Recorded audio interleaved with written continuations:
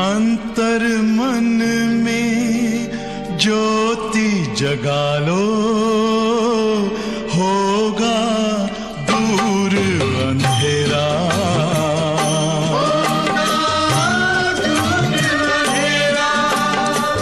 शिव का कर लो ध्यान, आ रहा पावन पुण्य सवेरा।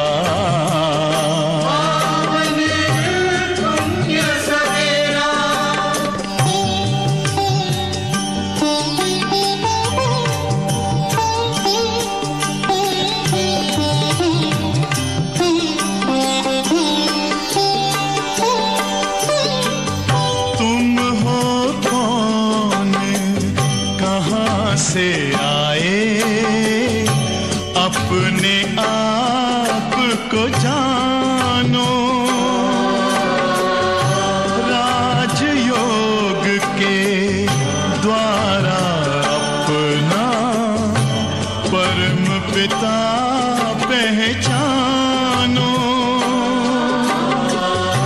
इसी राजपथ पर चलकर पालो अपना बसेरा।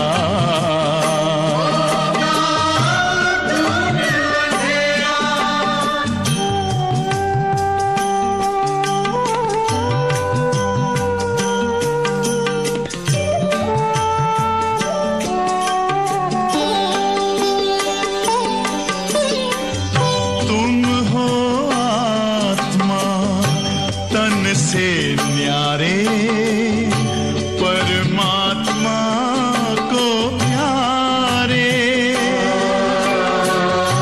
दिव्य गुणों को धारण करके योगी बनो दुलारे।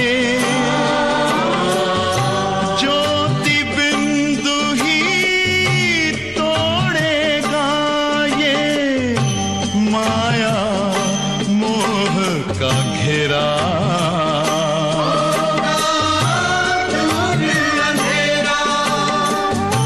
अंतर मन में ज्योति जगा लो, होगा दूर अंधेरा।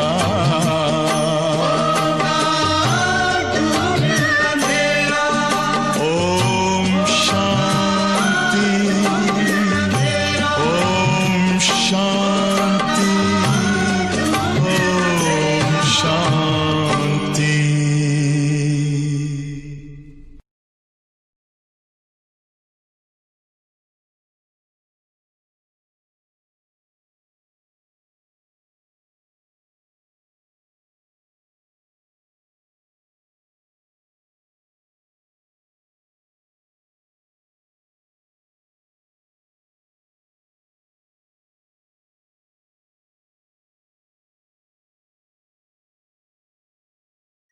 ओम शांति। मुरली की तारीख है 29/8/2020। बाबा कहते, बच्चे तुम क्या बन गए थे और बाबा क्या बनाते हैं। हम पहले सतयुग में धनवान थे और फिर कलयुग तक हम फकीर बन जाते, बेगर बन जाते। तो बाबा हम बच्चों को फकीर से अमीर बनाते, ज्ञान रत्नों को धारण कर हम अमीर बनते हैं। और ऐसी दुनिया बाबा बना के देते जहां कोई भी प्रकार की बीमारी नहीं, हॉस्पिटल नहीं, कोर्ट नहीं, जज नहीं, पुलिस नहीं, जेल नहीं। सुख, शांति, आनंद, प्रेम, ऐसी दुनिया बाबा हम बच्चों के लिए बनाते। तो बाबा कहते, बच्चे आत्मा को पूरा सतो प्रधान बनाओ बाबा की याद से। कभी भी यह गिल्टी का संकल्प ना आवे कि सब तो सतो प्रधान बनेंगे नहीं, कोई बने न बने, मुझे सतो प्रधान तो बनना ही है। सर्वगुण संपन्न बनना है, आत्मा को कंप्लीट पवित्र बनाना है।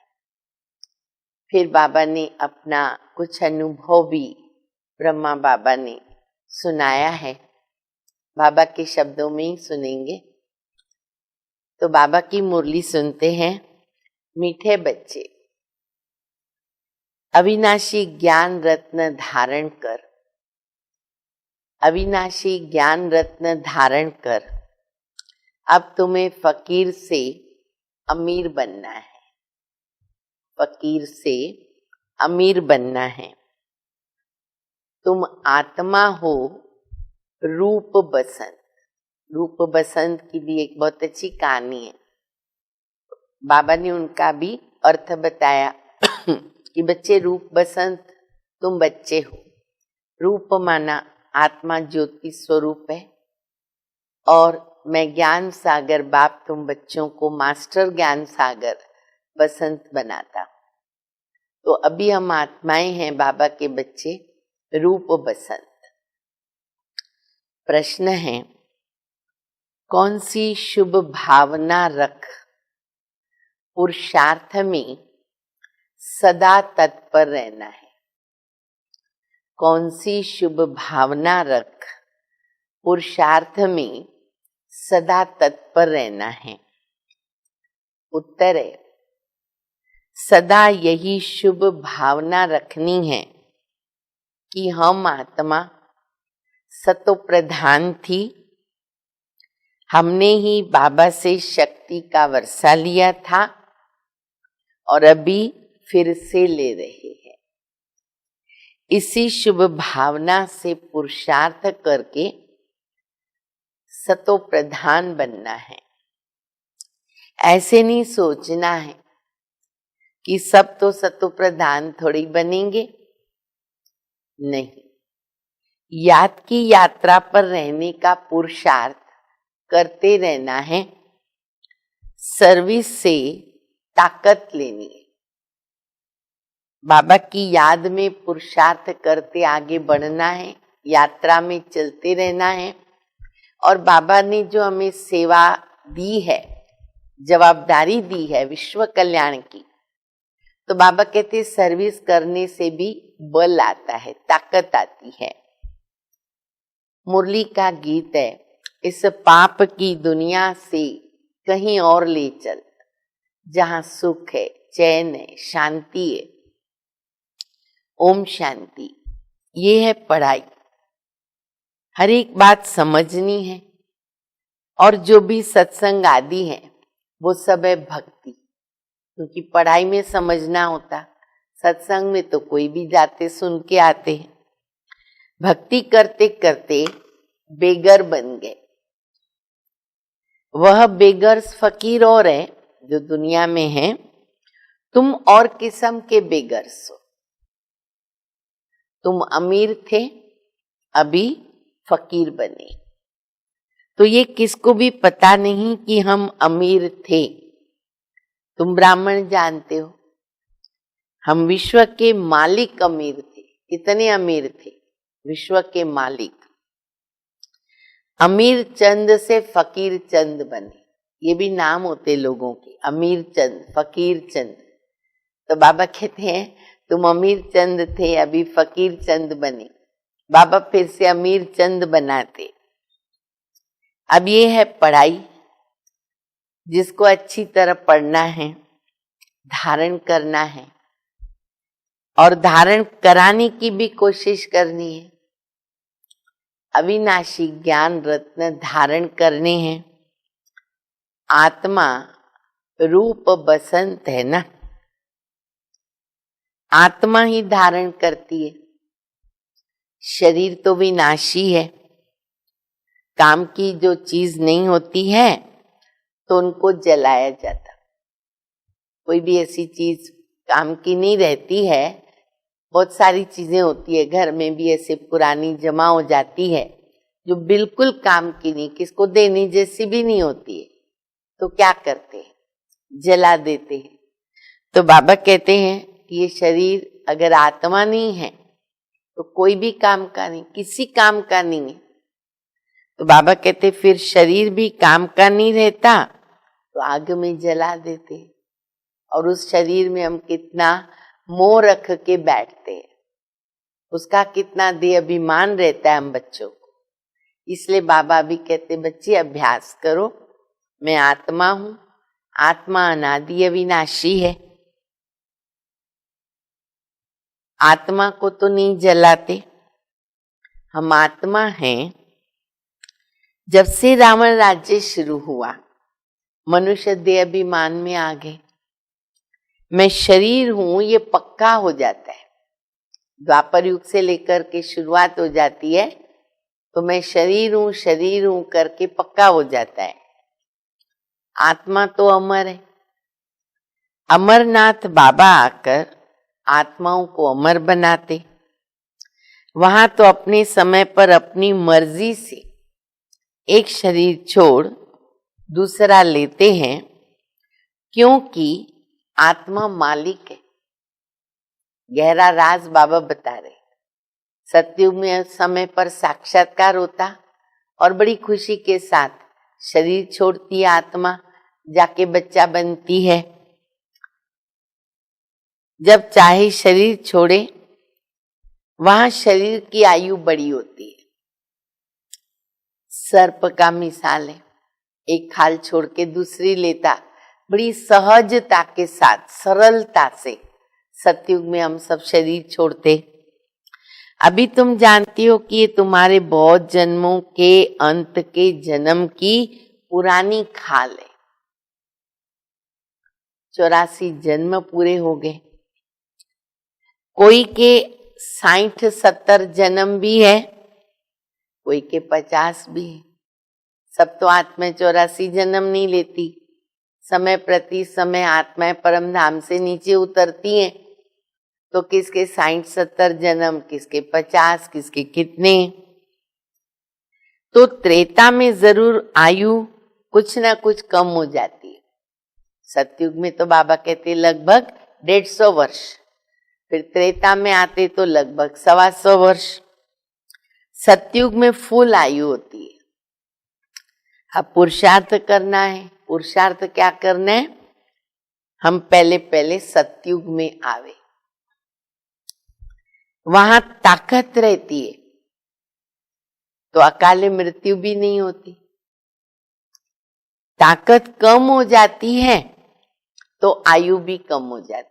धीरे धीरे आत्मा की ताकत कम होती जाती है, आयु कम होती जाती है। अब देखो कलयुग में बच्चा जन्म लेता है, उस घड़ी से वो कभी भी उसकी मृत्यु हो सकती है, अकाले मृत्यु। अब जैसे बाप सर्वशक्तिमान है, तुम्हारी आत्मा को भी शक्तिवान बनाते हैं। एक तो पवित्र रहना है और याद में रहना है, तब तो शक्ति मिलती है। कैसे हम शक्तिवान बनेंगे? बाबा की याद से। बाप से शक्ति का वर्षा लेते हैं। पापात्मा तो शक्ति ले न सके, पुण्यात्मा बनते हैं तो शक्ति मिलती है। ये ख्याल करो कि हमारी आत्मा सतो प्रधान थी। हमेशा शुभ भावना रखनी चाहिए, अपने लिए भी शुभ भावना, और अभी बाबा कहते हर एक आत्मा के प्रति शुभ भावना। ऐसे नहीं कि सब थोड़ी सतो प्रधान बनेंगे, कोई तो सतो भी होंगे, लेकिन नहीं, अपने को समझना चाहिए हम पहले सतो प्रधान थे। भले हमको ज्ञान दिया बाबा ने, आत्मा त्रेता में भी आएगी, द्वापर में भी आएगी, लेकिन हमें बाबा से पूरा वर्षा लेना है, सतो प्रधान बनना है और सतयुग के आरंभ से ही आना है। निश्चय से ही सतो प्रधान बनेंगे। ऐसे नहीं, हम कैसे सतो प्रधान बन सकेंगे? फिर खिसक जाते हैं, याद की यात्रा पर नहीं रहते हैं। तो जितना हो सके पुरुषार्थ करना चाहिए। अपने को आत्मा समझ सतो प्रधान बनाना है। बाबा की याद से आत्मा को सतो प्रधान बनाना है, ये अटूट निश्चय, लगन, लक्ष्य पक्का हो, तब हम पुरुषार्थ में सफल हो जाएंगे।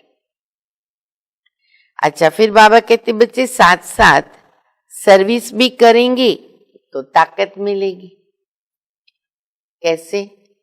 बहुत सी सेवाएं बाबा तो बताते हैं। समझो कोई सेंटर खोलते हैं तो बहुतों की आशीर्वाद उनके सिर पर आएगी ना। कईयों ने देखो भूमि दान दिया है, बाबा के बहुत से बच्चों ने दिया है, तो भूमि दान श्रेष्ठ दान है। जो भी आत्माएं उस स्थान पर आएंगी, बाबा का परिचय लेगी, कितनी दुआएं मिलेगी जो निमित्त बने उनको। तो बाबा कहते हैं कि आशीर्वाद सिर पे रहती है। अब बाबा दुनिया का भी मिसाल दे रहे हैं कि जैसे मनुष्य धर्मशाला बनाते हैं कि भाई कोई भी आवे इधर आके विश्राम पावे, आत्मा खुश होगी। कई लोग धर्मशाला बनाते, फ्री भी देते हैं, डिस्काउंट में देते हैं, तो वो आकर के लोग विश्राम पाते हैं। रहने वालों को आराम मिलता है तो उसका आशीर्वाद किसको मिलता है? बनाने वाले को मिलता है, जिसने दान किया बनाकर। फिर परिणाम क्या होगा? धर्मशाला बनाई, दान कर दिया, लोग आके आराम करते हैं, परिणाम उसको प्राप्ति क्या हुई? दूसरे जन्म में वो सुखी रहेगा। दुआएं मिली ना इतनी सारी, तो बाबा कहते दूसरे जन्म में वो सुखी रहेगा, उसको मकान अच्छा मिलेगा, उसको मकान मिलेगा, मकान का सुख मिलेगा। पर ये बात ध्यान पे रखें, ऐसे नहीं कि वो बीमार नहीं होगा। जो कर्म उसने अच्छा किया, पुण्य का कर्म, उसका फल एक जन्म के लिए बाबा उनको देते अथवा ड्रामा में मिल जाता है। धर्मशाला बनाई, मकान मिलेगा, पर बीमार नहीं होगा, ऐसा नहीं। जैसे बाबा कहते हैं हॉस्पिटल खोली तो उसकी तंदुरुस्ती अच्छी रहेगी, पर धन उसके पास अकीचार होगा, ऐसा नहीं है। तो जैसा कर्म करते वो एक जन्म का फल मिलता। तो ऐसे नहीं कि बीमार नहीं होंगे, नहीं, बस सिर्फ मकान अच्छा मिलेगा। धर्मशाला बनाई ना तो उसके एवजे में मकान अच्छा मिलेगा। अच्छा, हॉस्पिटल खोली तो तंदुरुस्ती अच्छी रहेगी। अच्छा, फिर यूनिवर्सिटी खोली, मान लो कोई ने यूनिवर्सिटी, कॉलेज आदि खोला, तो क्या होगा? दूसरे जन्म में उसकी पढ़ाई अच्छी होगी। स्वर्ग में तो ये हॉस्पिटल आदि होती ही नहीं है, वहां तो जरूरत ही नहीं, कोई बीमारी नहीं। यहां तुम पुरुषार्थ से 21 जन्मों की प्रारब्ध बनाते। एक जन्म का पुरुषार्थ, 21 जन्मों की प्रारब्ध। भक्ति मार्ग में थोड़ा बहुत जो किया, एक जन्म का फल, इतना फर्क हो गया। बाकी वहां पर हॉस्पिटल, कोर्ट, पुलिस आदि कुछ भी नहीं होगा। अब तुम चलते हो सुखधाम में। अच्छा, फिर बाबा कहते हैं वहां वजीर भी नहीं होगा, वजीर की जरूरत नहीं। वजीर रखा जाता है राय सलाह करने के लिए। तो लक्ष्मी नारायण महाराजा महारानी, उनको तो राय लेने की आवश्यकता नहीं। ऊंच ते ऊंच खुद महाराजा महारानी, अब वो वजीर की राय थोड़ी लेंगे, जरूरत ही नहीं। राय कब ली जाती है? राय तब ली जाती है जब बेअक्ल बनते हैं, हमारे पास समझ कम हो जाती है, बेअक्ल बनते तो दूसरों की राय लेनी पड़ती है ना। तो सतयुग में तो जरूरत नहीं। द्वापर युग के बाद बाबा कहते हैं राजाओं की जब अक्ल कम हो जाती है, विकारी बनते हैं, तो वजीर की जरूरत रहती है। तो राय तब मिलती है जब बेअक्ल बनते हैं, जब विकारों में गिरते हैं। रावण राज्य में बिल्कुल बेअक्ल, तुच्छ बुद्धि बन जाते हैं, इसलिए विनाश का रास्ता ढूंढते रहते हैं। खुद समझते हैं हम विश्व को बहुत ऊंच बनाते हैं, परंतु ये और ही नीचे नीचे गिरते जाते हैं, तभी विनाश तो सामने खड़ा है। तुम बच्चे जानते हो अब हमको कहाँ जाना है? अब हमको जाना है अपने घर। हम भारत की सेवा करके दैवी राजधानी स्थापन करते हैं, फिर हम राज्य भी करेंगे। तो गाया जाता है फॉलो फादर, फादर शोज सन और सन शोज फादर। बच्चे जानते हैं इस समय शिव बाबा ब्रह्मा के तन में आकर हमको पढ़ाते हैं। समझाना भी ऐसे है, हम ब्रह्मा को भगवान या देवता नहीं मानते, क्योंकि लोगों को एक ये संशय बैठता है, भ्रम पैदा होता है कि ये लोग जो उनका ब्रह्मा है वो गुरु है, अथवा तो बाबा जैसे कहते हैं ना कि भाई इनको उन्होंने भगवान मान लिया है। बाबा कहते पहले उनको ये पक्का कराओ कि ब्रह्मा न भगवान है और न वो देवता है। तो वो भगवान देवता है नहीं, ये तो पतित थे। बाबा के प्रवेश होने के पहले पतित थे। बाबा ने पतित शरीर में प्रवेश किया। झाड़ में देखो ऊपर चोटी में खड़ा है, झाड़ का चित्र है ना, ऊपर चोटी में खड़ा है, पतित है।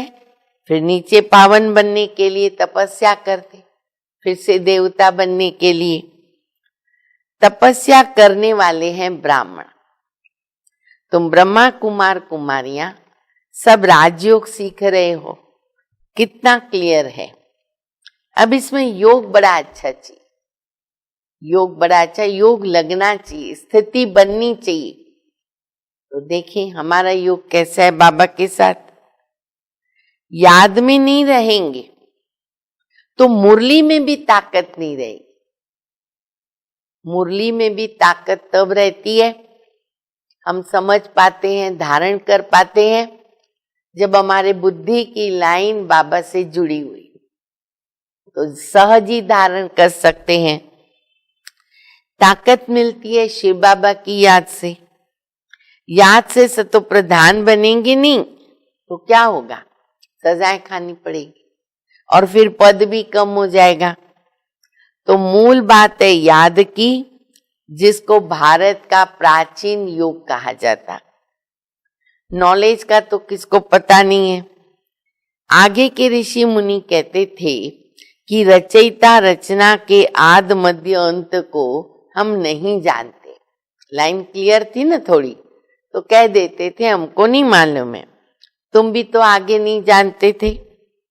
इन 5 विकारों ने तुमको बिल्कुल वर्थ ना टपेनी, कौड़ी तुल्य बना दिया। अभी ये पुरानी दुनिया जलकर बिल्कुल खत्म हो जानी है, कुछ भी रहने का नहीं है। तुम सब नंबरवार पुरुषार्थ अनुसार भारत को स्वर्ग बनाने की तन मन धन से सेवा करते हो। हमारे ही तन मन धन से बाबा भारत को स्वर्ग बनाता। और हम सब बाबा के बच्चे कौन है? साधारण, जिसको बाबा कहते बच्चे तुम गरीब बन गए और मैं हूं गरीब निवास। लेकिन हम बच्चों का ही बाबा तन मन धन सफल करते। तो हम अपने तन मन धन से भारत को स्वर्ग बनाते। इसलिए अभी भी समय है, जो भी कुछ है हमारा तन मन धन समय सब बाबा को अर्पित करके सफल करें। प्रदर्शनी में भी तुमसे पूछते हैं तो बोलो, हम ब्रह्मा कुमार कुमारियां अपने तन मन धन से श्रीमत पर सेवा करके राम राज्य स्थापन कर रहे। लोगों को वंडर लगेगा, तो बाबा कहते उनको बताओ। गांधी जी तो ऐसे नहीं कहते थे कि श्रीमत पर हम राम राज्य स्थापन करते। गांधी जी की इच्छा थी कि राम राज्य हो और वो पतित पावन सीताराम याद करते थे। लेकिन राम राज्य बनाने की श्रीमत कौन देता, स्थापना कौन करता, कैसे करता? तो बाबा कहते गांधी जी ये तो नहीं कह सकते कि श्रीमत पर हम राम राज्य स्थापन करते हैं। यहां तो उसमें श्री श्री 108 बाप खुद बैठा है। शिव बाबा ब्रह्मा के तन में श्री श्री श्री डबल श्री शिव बाबा जो हमको श्री बनाता वो स्वयं विराजमान है। 108 की माला भी बनाते हैं।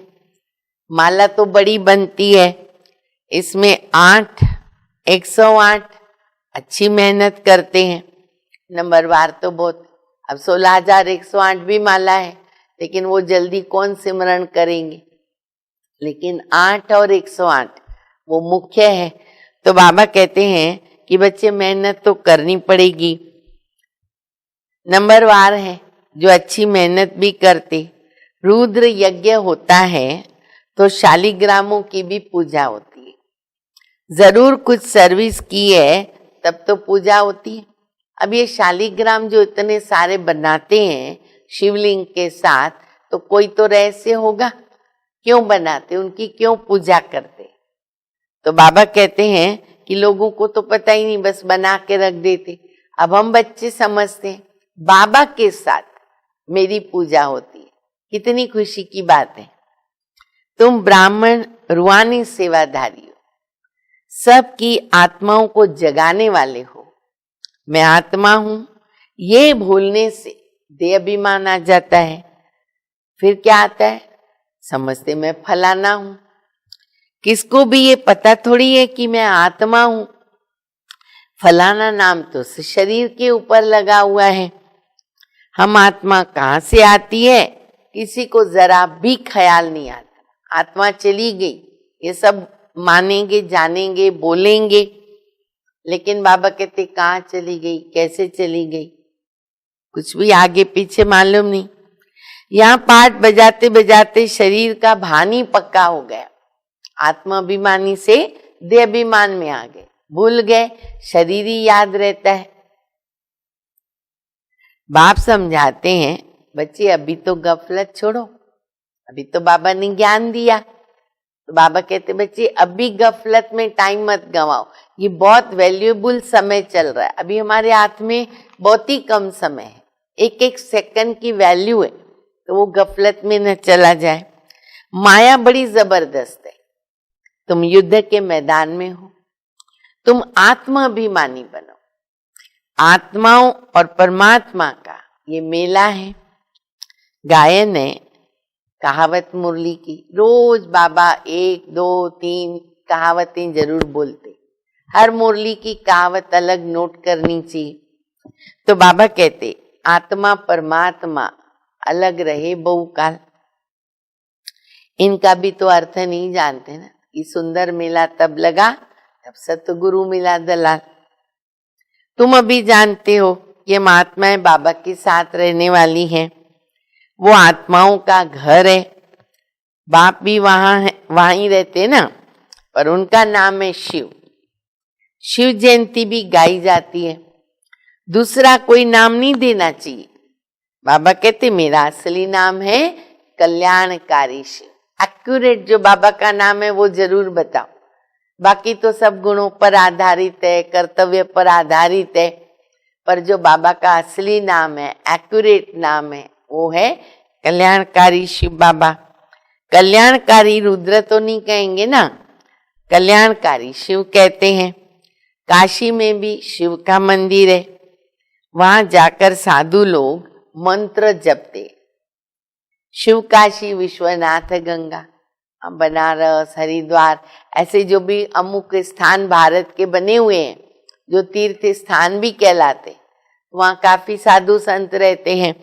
तो बाबा कहते काशी में जाके बोलते शिव काशी विश्वनाथ गंगा। अभी बाप समझाते हैं शिव जो काशी के मंदिर में बिठाया है तो उनको कहते विश्वनाथ। बाबा का नाम है विश्वनाथ। इसलिए आप देखेंगे कि शिव बाबा के जो नाम अभी जहां जहां नाथ, नाथ माना मालिक, विश्वनाथ, पशुपतिनाथ, तो जहां नाथ शब्द आता है सोमनाथ, वहां आपको शिव की प्रतिमा मिलेगी, बाबा की प्रतिमा मिलेगी। और फिर ईश्वर शब्द आता है पीछे, गोपेश्वर, रामेश्वर, त्रिभुवनेश्वर, ईश्वर ईश्वर स्वयं भगवान, तो वहां शिव बाबा की प्रतिमा मिलेगी। तो ये बात भी प्रूफ में सिद्ध करती है कि परमात्मा एकमात्र शिव बाबा है। तो उनको बोलते विश्वनाथ। अब देखो बाबा क्या पॉइंट सुनाते हैं विश्वनाथ की बात। अब मैं तो विश्वनाथ हूं ही नहीं, विश्व और उसका नाथ मालिक। तो बाबा कहते मैं तो हूं ही नहीं। कैसे? विश्व के नाथ तो तुम बच्चे बनते हो। ये जो विश्व है, संसार है, इसके मालिक कौन बनते हैं? हम बच्चे बनते। तो बाबा कहते मैं तो विश्व का मालिक बनता नहीं हूं, विश्व के नाथ तुम बनते हो, मैं बनता ही नहीं हूं ना। ब्रह्म तत्व के नाथ भी तुम बनते हो। देखो बाबा कितना बच्चों को प्यार भी करते, आगे भी बढ़ाते। बच्चे ब्रह्ममय तत्व जहां मैं भी रहता हूं, लेकिन तुम मालिक हो, तुम्हारा घर है, तो डबल हम दुनिया के मालिक हो गए। ब्रह्म तत्व के नाथ भी तुम बनते हो, तुम्हारा वो घर है और वो राजधानी है। मेरा घर तो एक ही है, वो है ब्रह्ममय तत्व। मैं तो स्वर्ग में आता ही नहीं हूं ना, और न मैं नाथ बनता हूं।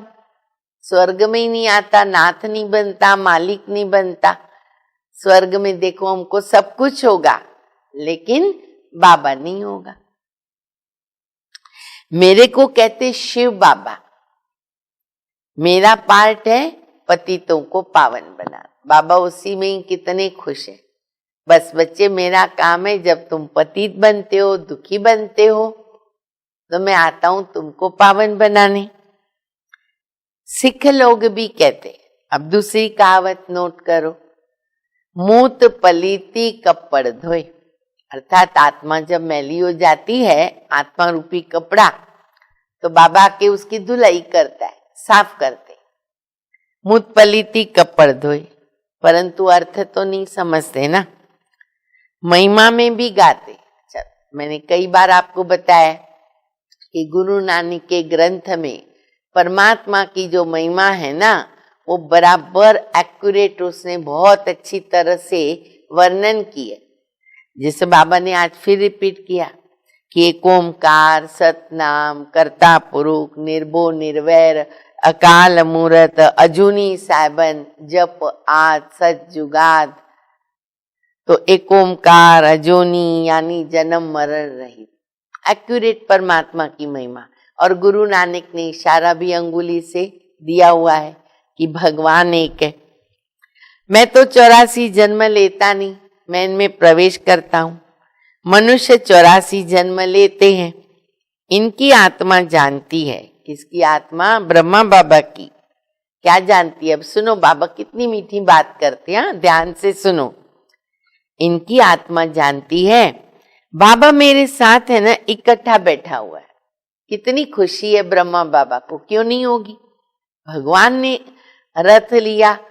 बाबा कहते हैं ना, शरीर उसका मकान है, मैंने इसको आकर के इसका भाड़े पे लिया हुआ है, किराए पे लिया हुआ है। बाबा मेरे साथ इकट्ठा बैठा हुआ है। अरे तो भी घड़ी घड़ी याद भूल जाती है। ब्रह्मा बाबा अपना अनुभव सुनाते। इस दादा की आत्मा कहती है, ब्रह्मा की आत्मा कहती है, मुझे बहुत मेहनत करनी पड़ती है। मेरे अंदर भगवान प्रवेश होता है, इसका मतलब मैं 24 घंटा मैं बस याद में ही हूं नहीं। हालांकि हम बच्चे जानते हैं कि बाबा अगर बच्चों के फिक्र में रहते हैं, बच्चों को देखते रहते, तो वो भी याद ही है। पर बाबा कहते नहीं बच्चे, वो मैं याद में गिनती नहीं करता। बाबा के माथे मामला बहुत है, तो मैं भी भूल जाता हूं। तो बाबा निरहंकारी बनकर अपना अनुभव सुनाते हैं। बाबा कहते मुझे मेहनत करनी पड़ती है खुद को पावन बनाने की। ऐसे नहीं कि मेरे साथ बैठा है तो याद अच्छी रहती है, नहीं, एकदम इकट्ठा है। जानता हूं मेरे पास है, इस शरीर का जैसे वो मालिक है, फिर भी भूल जाता हूं, तो हमारी स्थिति क्या रहती होगी। लेकिन अब समय आ गया, विनाश सामने खड़ा है। अब हमारी स्थिति बहुत अच्छी होनी चाहिए और वो है कौन सी? अंतर्मुखी स्थिति, एक बाबा के साथ लगन में मगन। बाबा को ये शरीर मकान दिया है रहने के लिए, बाबा का अनुभव। ये मकान दिया है बाबा को रहने के लिए, बाकी एक कोने में मैं बैठा हूं। बड़ा आदमी हुआ ना, विचार करता हूं बाजू में मालिक बैठा है। कितना नशा है ब्रह्मा बाबा को, मेरे बाजू में मालिक बैठा है। ये रथ उनका है और वो उनकी संभाल करते हैं। मुझे शिव बाबा खिलाते हैं। देखो कितना अच्छा अनुभव बाबा का। ये रथ बाबा का है, मालिक बैठा है, वही मुझे खिला रहा है। मैं उनका रथ हूं, कुछ तो खातिरी करेंगे। इस खुशी में मैं खाता हूं। वाह बाबा वाह। 2-4 मिनट बाद फिर भूल जाता हूं। भोजन खाया, बाबा अभी मेरे साथ खाओ, 2 गिट्टी खाई बाबा की याद में, फिर भूल जाता हूं। तब समझता हूं कि बच्चों को कितनी मेहनत करनी पड़ती होगी।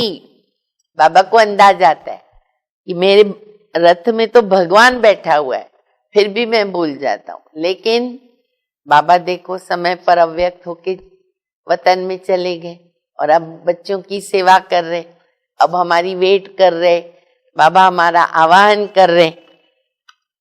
इसीलिए बाबा समझाते कि जितना हो सके बाबा को याद करो, बहुत बहुत फायदा है। यहाँ तो थोड़ी बात में तंग हो जाते तो पढ़ाई छोड़ देते हैं। बस बाबा बाबा भी कहा, फारगती भी दे देते। अभी बाबा की भाषा देखो कितनी अच्छी है।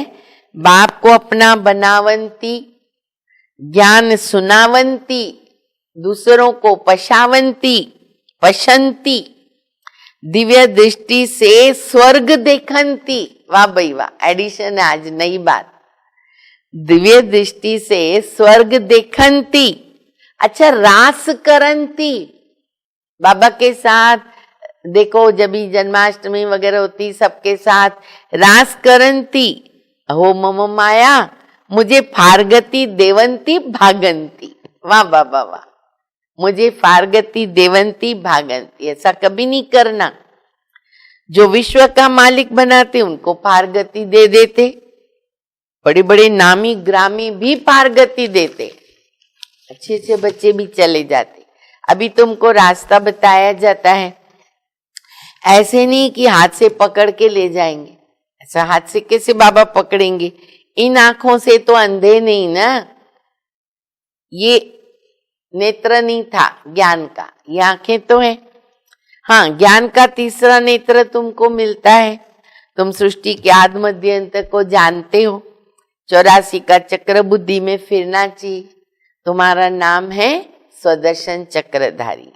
एक बाबा को याद करना है, दूसरा कोई याद न रहे।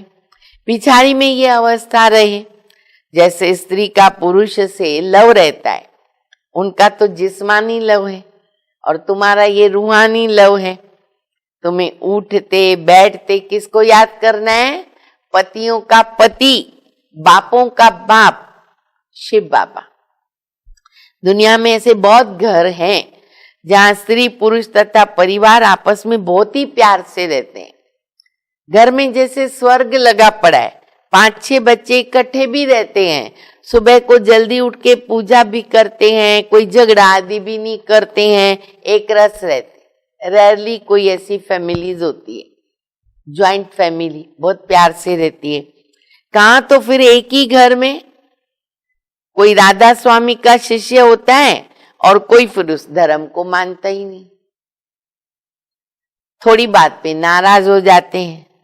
तो बाबा कहते, बच्चे अभी इस अंतिम जन्म में पूरा पुरुषार्थ करो, अपना पैसा भी सफल करके अपना कल्याण करो।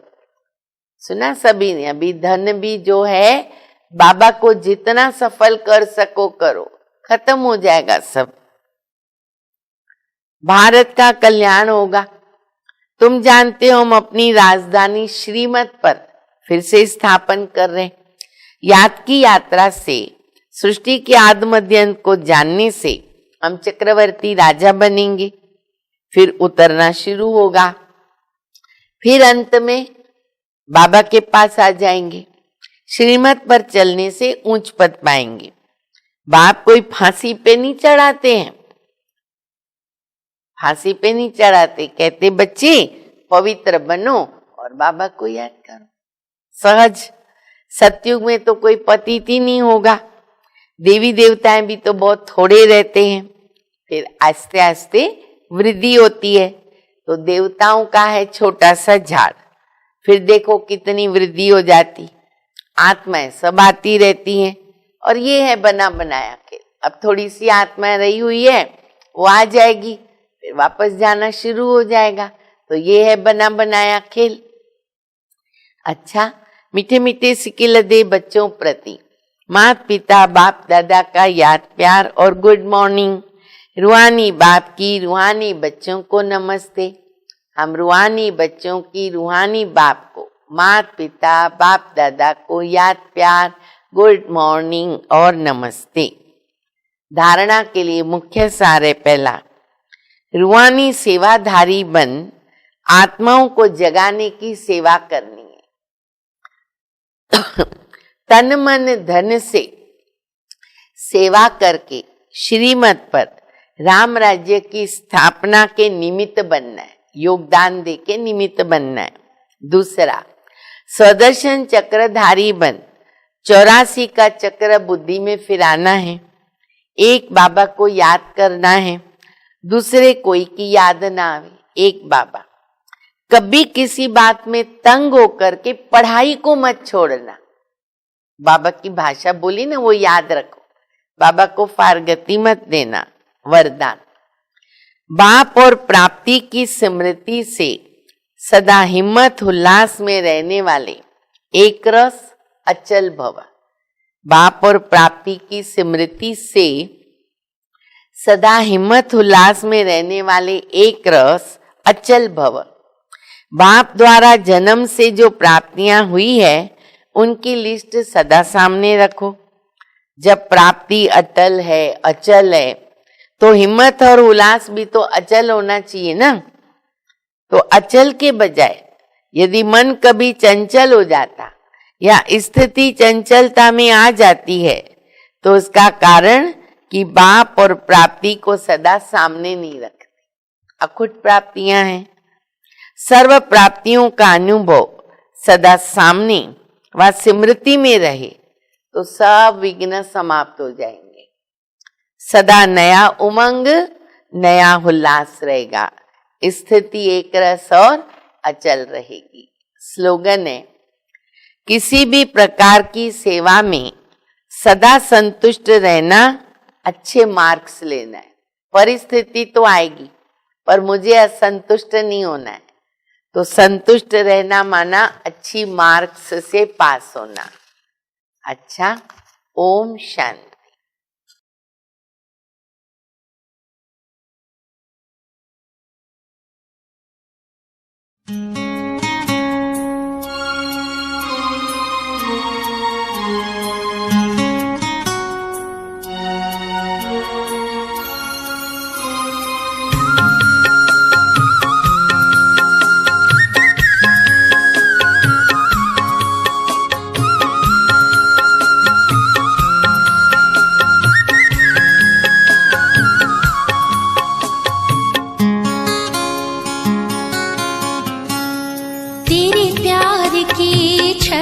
छाया में आत्म दीप जलाया है।